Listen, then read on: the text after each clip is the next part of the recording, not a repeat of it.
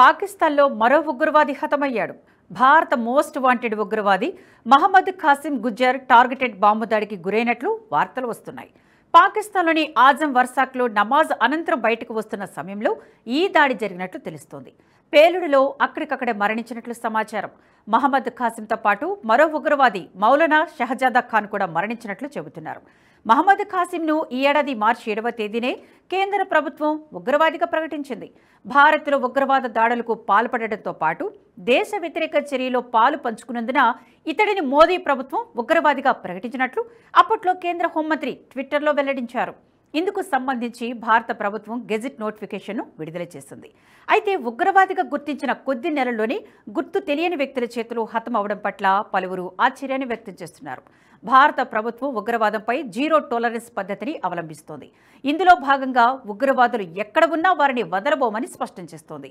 కొద్ది రోజుల క్రితమే మహారాష్ట్ర ఎన్నికల ప్రచార సభలో మోదీ కీలక వ్యాఖ్యలు చేశారు. ముంబైలో 26/11 వంటి దాడులు జరిగాయని, కాంగ్రెస్ ప్రభుత్వంలో భారత పౌరులు సొంత ఇంట్లోనే సేఫ్గా ఫీల్ అయ్యేవారు కాదని అన్నారు.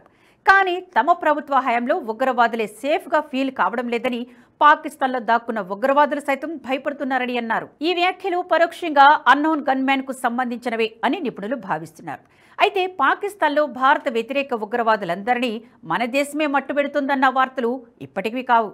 గతంలో ఎన్నోసార్లు ఇలాంటి వార్తలు వచ్చాయి. భారత నిఘా వ్యవస్థ ఈ పనిని చేస్తోందని అంతర్జాతీయ పత్రికలు కథనాలను ప్రచురిస్తాయి. Indian government ordered killings in Pakistan intelligence officials claim అనే శీర్షికతో గార్డియన్ పత్రిక ఓ కథనాన్ని ప్రచురించింది. పాకిస్తాన్లో దాక్కున్న ఉగ్రవాదులను భారత్ చాకచక్యంగా మట్టుబెడుతోందని కథనంలో వెల్లడించింది. భారత్లో పుల్వామా దాడి తర్వాత ఈ కౌంటర్ టెర్రరిజం ఆపరేషన్లు ఎక్కువయ్యాయని తెలిపింది. 2019లో జరిగిన పుల్వామా దాడిలో 40 మంది జవాన్లు వీరమరణం పొందారు. ఆ తర్వాత నుంచి అధికారులకు కౌంటర్ టెర్రరిజానికి సంబంధించి ఆదేశాలు అందింది. పాకిస్తాన్లో ఉన్న ఉగ్రవాదులకు సంబంధించిన లిస్టు అధికారులకు అందింది. వీరికి సౌదీ అరేబియా నుంచి ఆదేశాలు అందుతున్నట్లు గార్డియన్ పత్రిక తెలిపింది. ఈ ఆదేశాల మేరకే పాకిస్తాన్లో టార్గెట్ కిల్లింగ్స్కు పాల్పడుతోందని వెల్లడించింది. 2020 నుంచి ఇప్పటి వరకు దాదాపు 25 మందికి పైగా మోస్ట్ వాంటెడ్ ఉగ్రవాదులు ఈ టార్గెట్ కిల్లింగ్స్లో హతమైనట్లు తెలిపింది. ఇందుకు సంబంధించిన నివేదికలు నేరుగా భారత ప్రధాని నరేంద్ర మోదీకి అందుతాయని కూడా కథనంలో పేర్కొంది. ఈ టార్గెట్ కిల్లింగ్స్ కోసం భారత్ అనేక పద్ధతులను ఉపయోగిస్తున్నట్లు కొన్ని అంతర్జాతీయ పత్రికలు కథనాలను వడ్డించాయి. కానీ ఇందులో నిజానిజాలు ఏంటనేది మాత్రం ఇప్పటికీ బయటకు రాలేదు. ముఖ్యంగా ఆఫ్ఘనిస్తాన్కు చెందిన తాలిబాన్ల సహాయంతో పాకిస్తాన్లో అతి తక్కువ ధరకే ఉగ్రవాదులను మట్టుబెడుతున్నట్లు గతంలో సిఐఏ మాజీ అధికారి శారా ఆడమ్స్ వెల్లడించారు. భారత ప్రభుత్వం తాలిబాన్లకు $10 మిలియన్ అందించిందని, ఇందుకు బదులుగా టార్గెట్ కిల్లింగ్స్ చేయించుకుంటుందని తెలిపారు. తద్వారా సిఐఏకు కూడా సాధ్యం కానంతగా అతి తక్కువ ధరలోనే పని చక్కబెడుతుందని అన్నారు. దీంతో పాటు గ్రూపుల మధ్య తగాదాలను భారత్ ఉపయోగించుకుంటుందని మరికొన్ని వార్తాపత్రికలు చెబుతున్నాయి. పాకిస్తాన్లో అనేక ఉగ్రవాద గ్రూపులు ఉన్నాయి. ఖలిస్తానీ వేర్పాటువాదులు ఈ గ్రూపులు మరింత ఎక్కువగా అక్కడి నుంచి పనిచేస్తున్నాయి. ఖలిస్తానీలకు డ్రగ్స్, ఆయుధాల అక్రమ రవాణా ప్రధాన ఆర్థిక వనరు. వీటిని స్మగ్లింగ్ చేసేందుకు ప్రత్యేక గ్రూపులుంటాయి. కొన్నిసార్లు ఈ గ్రూపుల మధ్య వ్యాపార తగాదాలు ఏర్పడతాయి.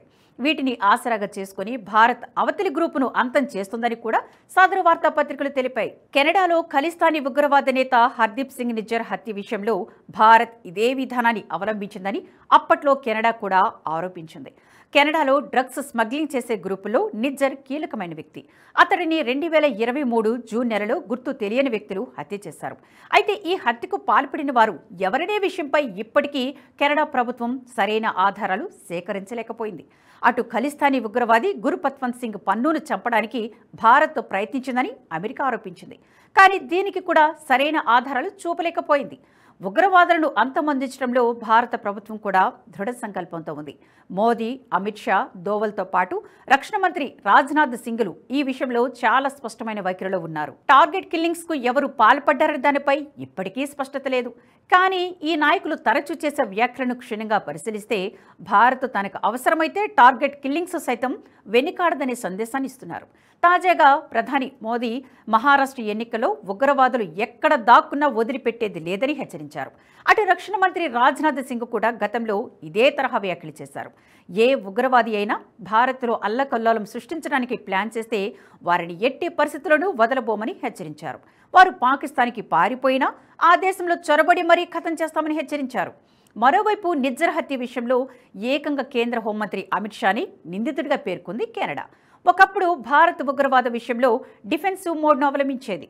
ఉగ్రవాద దాడులకు పాల్పడిన వారు పాకిస్తానీలని తెలిసినా, వారి వెనుక ఉన్నది పాకిస్తాన్ కేంద్రంగా పనిచేసే ఉగ్రవాద సంస్థలని తెలిసినా భారత్ కొంత మెతక వైఖరి అవలంబించేది. ఆధారాలను సేకరించి పాకిస్తాన్కు అందించేది. వాటిపై విచారణ జరిపించాలని కోరేది. కానీ ఉగ్రవాదులను కాపాడే పాకిస్తాన్ వారిపై విచారణ ఎందుకు జరిపిస్తుంది? సరే అని చెప్పి చేతులు దులుపుకునేది. అందుకే కేంద్రంలో నరేంద్ర మోదీ అధికారంలోకి వచ్చిన తర్వాత ఈ వైఖరిలో మార్పు తీసుకువచ్చింది. పాకిస్తాన్ను ఎట్టి పరిస్థితుల్లో ఉపేక్షించకూడదని భావించింది.